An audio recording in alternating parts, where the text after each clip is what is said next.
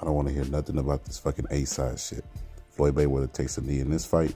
Referee separates him. And there's nobody is bigger than Floyd Mayweather, right? Mr. Pay-Per-View, all this stuff. Even when he turns his back, he allows his opponent to get an extra shot in there because you cannot turn your back to your opponent. It is considered a sign of submission. And the referee's discretion, he's supposed to stop the fight and give a stalemate 8 or give the fighter a DQ. And in this situation, he gave Floyd a count, which is the right call. Floyd Mayweather was aware of the rules of boxing, being an A-side, B-side, whatever he was, and he didn't complain to the referee. He accepted the call. When Tank got his call, his timeout that he called during the fight, he argued with the referee. Something there, right? And then right here, look, Daniel Dubois gets hit with the jab in his left eye. He goes to white, almost like a defense mechanism. And Daniel Dubois goes to white because it really hurts. Never felt it before, takes a knee. Now, he broke his orbital bone. I don't know if Tank broke his orbital bone, but he definitely got hit in the left eye in the same fashion.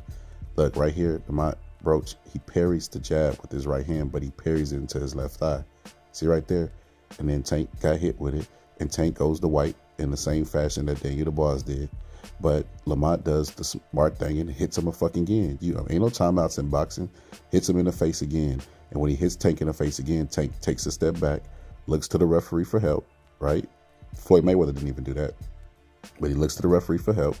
And then Lamont goes on the attack again, and he takes a knee because he doesn't want to face that. And then right here, Lamont Roach relaxes because he sees that it's a submission, right? He relaxes. He could have hit him with an extra punch like Floyd got hit with.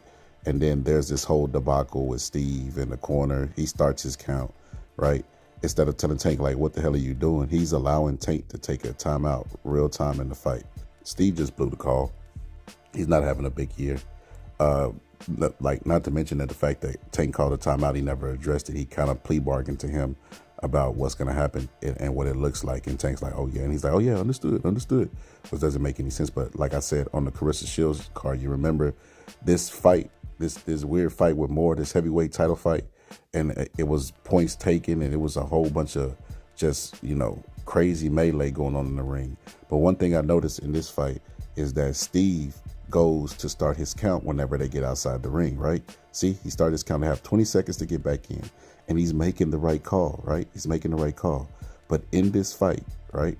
In this fight, you can't touch them. See, that's why nobody outside the ring can touch them, right? And he's still letting them verbally know that, hey, I'm up at this count, I'm up at that count. And then he just disqualifies.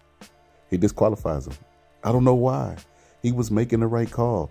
The right guy got in the ring at the end, but he disqualified him. He second guessed himself. But anyway, it's the Boxing Scholar, and I'm out.